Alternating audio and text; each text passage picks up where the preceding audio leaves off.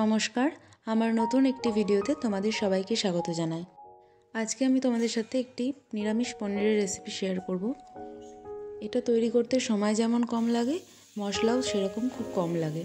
তো চলো দেখে নেওয়া যাক এটা কিভাবে তৈরি করছি।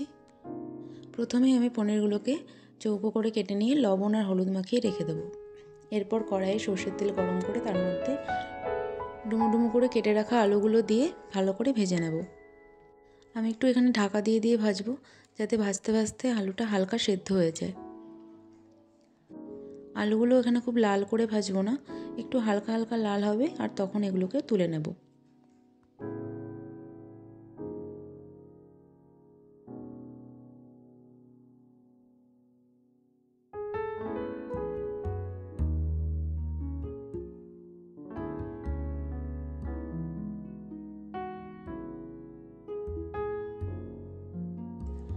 আলুগুলো ভেজে তুলে নিয়েছি। এবারে তখন যে পনিরটা আমি মাখিয়ে রেখেছিলাম লবণ আর হলুদ দিয়ে, সেটাকে এবার আমি ভেজে নেব।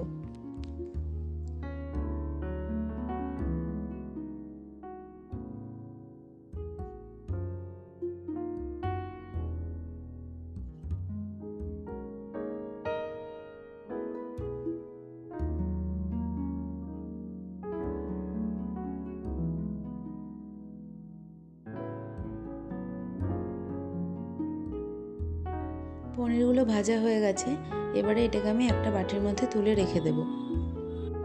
এরপরে কড়াই তেলের মধ্যে সাজিরে ফোড়ন দিয়ে দেব।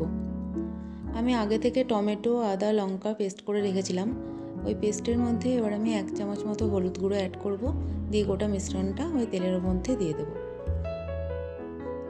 এবারে সবটা ভালোভাবে কষিয়ে নেব।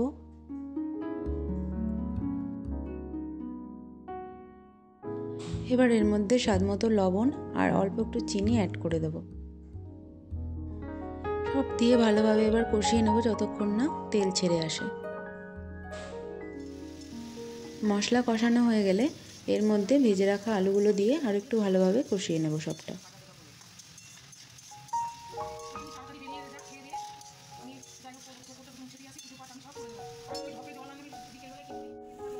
আমি তখন যে পেস্টটা এতে দিয়েছিলাম সেই বাটি ধোয়া জলটা এবারে এর মধ্যে দিয়ে দেব।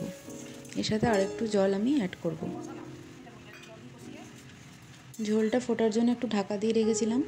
এবারে ঢাকা খুলে ওই ভেজে রাখা পনিরগুলো এর মধ্যে দিয়ে দেব। আঁচটাকে সিমে রেখে আরও কিছুক্ষণ এটাকে আমি হতে দেব।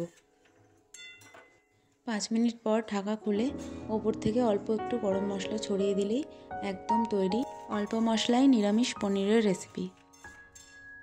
আজকের এই ভিডিওটা যদি তোমাদের ভালো লেগে থাকে তাহলে লাইক, কমেন্ট, শেয়ার করে দিও। আর আমার এই চ্যানেলে নতুন হয়ে থাকলে চ্যানেলটি সাবস্ক্রাইব করে দিও। Thank you. দেখা হচ্ছে পরের কোনো ভিডিওতে।